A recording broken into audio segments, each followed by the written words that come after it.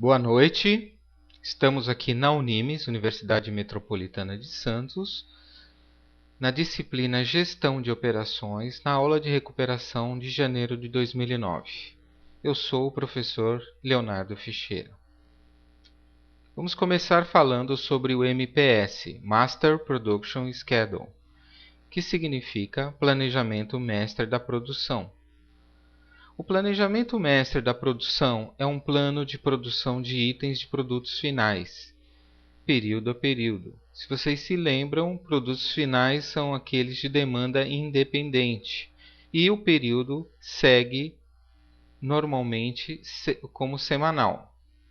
Ele é definido nos termos de especificações de produtos e não em valores monetários.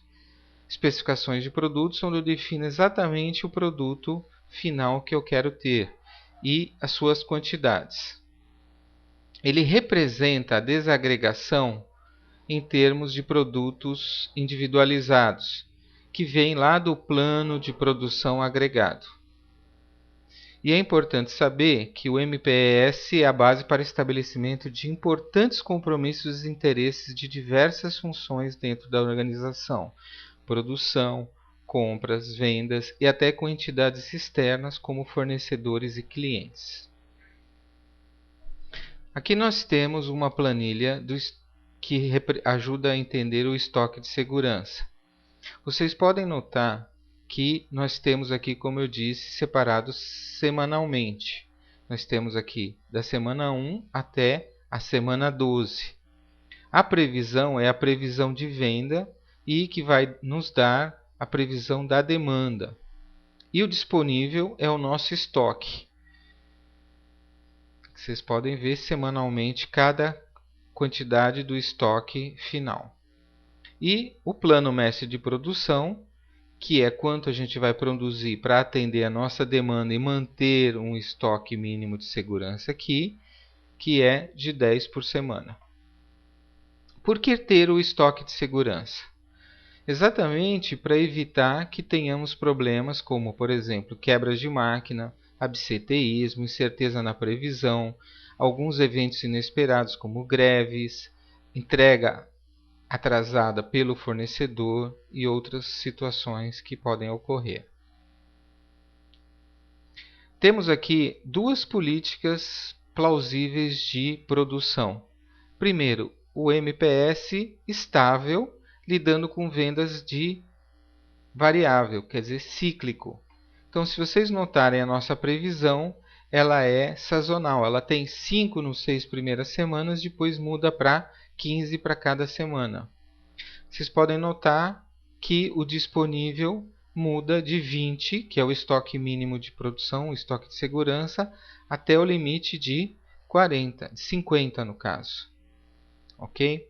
A grande vantagem é que todas as minhas produções são no mesmo valor. Eu não preciso ajustar minha capacidade, eu não preciso contratar, eu não preciso demitir, eu não preciso nada que interfira ao nível de produção.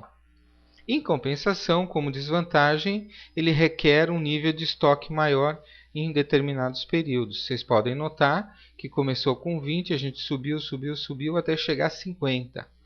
Né? Depois decaindo até chegar no último mês a 20 novamente. Isso, é claro, que vai gerar um custo adicional, que é o custo do estoque. Temos também o MPS acompanhando a previsão de vendas, isso é, andando sincronizado com a previsão de venda. Então a previsão era 5 também, aqui a partir da semana 7 é 15, e vocês podem notar que o estoque fica igual e que a produção caminha exatamente igual à previsão de vendas. Quem define o MRP é o próprio MPS. Bem, tem uma pergunta para vocês. Qual dessas duas políticas que a gente acabou de ver é a melhor delas? Qual você escolheria para a sua empresa? A resposta, ela é depende. Depende do quê?